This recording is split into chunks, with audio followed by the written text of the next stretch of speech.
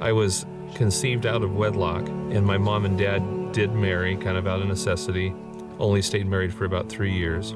They didn't have a good marriage. My dad was an alcoholic and was at least verbally abusive. And then my mom remarried soon after. Her and my dad divorced when I was about 3 years old. Soon after that, my stepdad was in Vietnam, did 2 tours in Vietnam, and we lived on Air Force bases. I remember multiple occasions where officers were coming to the door to deliver a notification of death.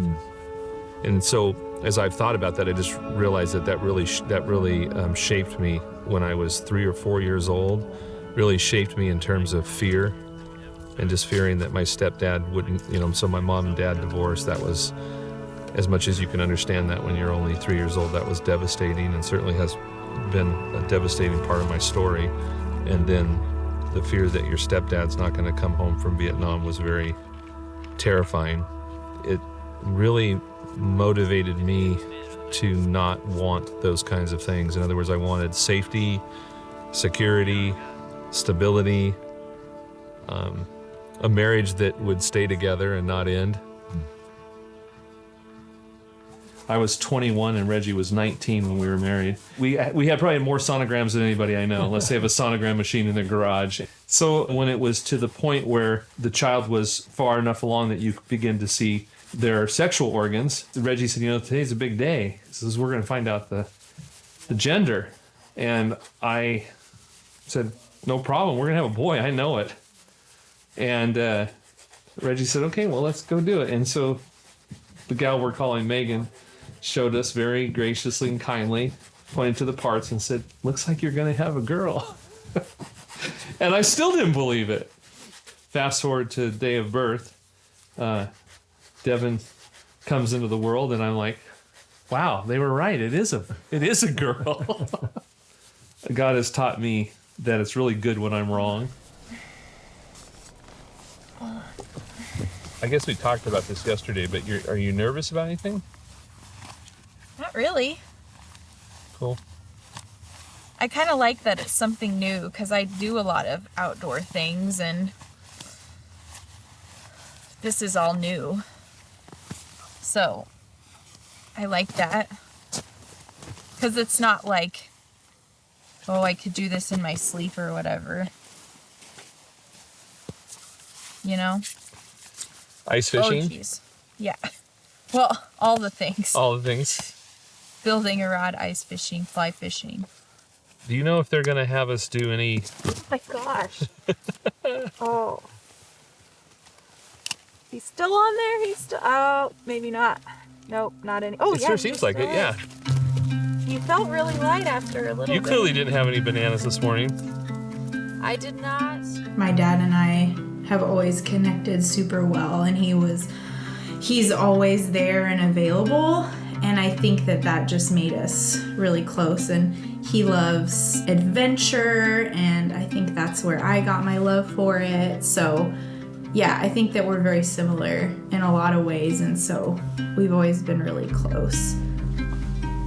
And I'm this part next. Mm-hmm.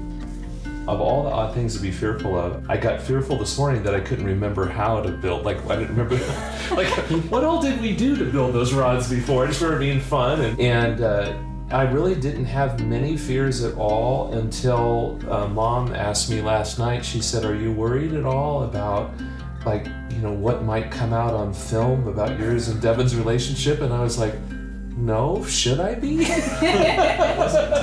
I see the opportunity to do this as an opportunity to have a more natural conversation that you might not otherwise get to have in the busyness of life and family gatherings or anything. So I think the only fears, and everyone has these, is just what you don't know. This line keeps coming out a lot. Yeah, we can wipe it though. There have been ups and downs. I'm a pretty stubborn person. When I feel like I want to do something, I'm pretty just, this is what I'm gonna do. And so I think that we can butt heads sometimes, for sure. Well, Devin was always because she was my first and she's daddy's little girl. She's always just super, super special. But she also was super, super stubborn, according to my limited perspective. I think in hindsight that she wasn't nearly as strong-willed as I made her out to be, but she was a challenge because she would bow her back and she didn't take discipline well, and she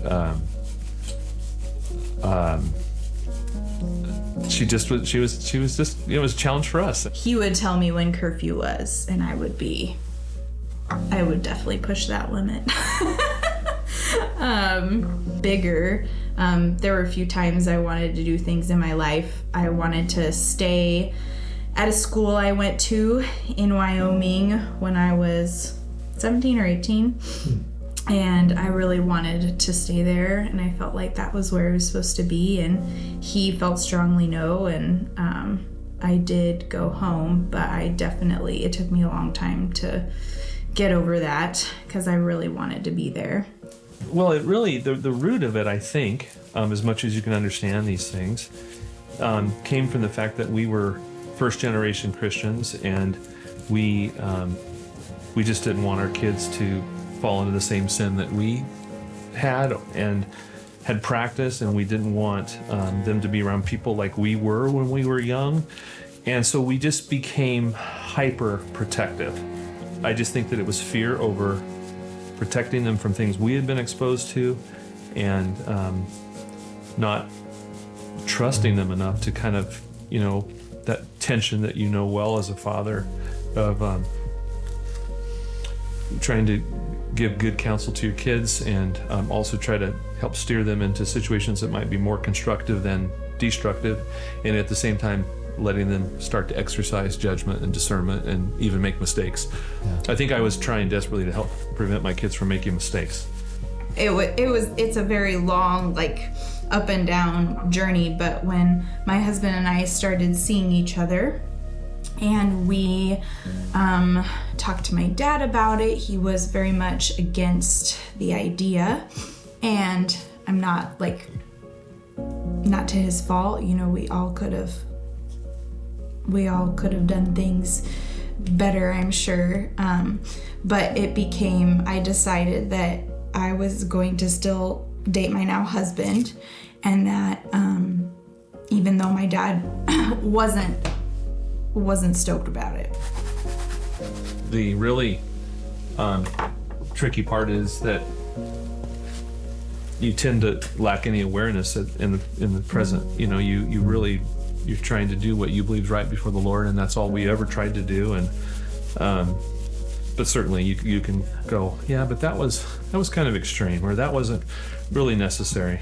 I struggled with God because in the first place, I really wasn't looking for a mate. I wasn't looking for someone to date. I was very, very happy where I was in life. And it wasn't something that I would have chosen. And I fought it for a very long time, even before my parents even really knew that this guy's hanging around. And so I personally went through a lot before I was even ready to be okay, let's see what this might look like to have a relationship. There were a lot of things in my life that led up to my parents kind of going to college, or my parents kind of had the final say. And I think for the most part, I eventually would do what they had asked. But this time, I felt very strongly that God was asking me to do this, and it didn't make sense because my parents are they love Jesus. And so I don't know why this is in stark opposition. I didn't get it. I still don't completely get it. But what I do know is that it wasn't a decision that was about Dan, and it wasn't a decision about my parents. It was about my relationship with God. And it was really weird to be like, God is asking me to be with this guy. Because the easy way would have just been to say, go away. Like, I don't want to deal with this. After I had made that decision, there were a lot of things that were cut off, like my relationship with my family. But through that, God provided in ways that I can't even begin to describe because he's so good.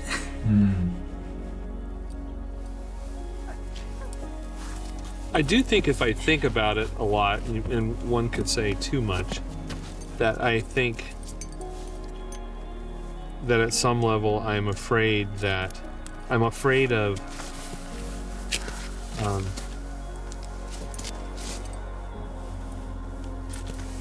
being kind of in a situation where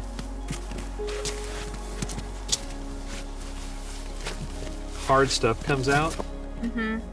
Like, I mean, I feel I definitely welcome that and think it's good and right and recognize that certain environments are more conducive to getting those things out, and I'm grateful for that. Yeah. But I'm just saying that, but it's not like something I really Doesn't make it easy. doesn't make it makes, I guess, if I think too much about it or obsess about it, then I'm like, well, what's going to come out? Yeah. What's that going to be like? Is that going to be really, really hard? Is there going to be surprises? Is there things Probably. in mine and Devin's relationship that I'm not aware of? But I'm not, all that to say, I'm not over worried about anything. I just say if I keep, maybe that's why it's a good thing not to think about it too much and have expectations. I guess, yeah, I'm with you there.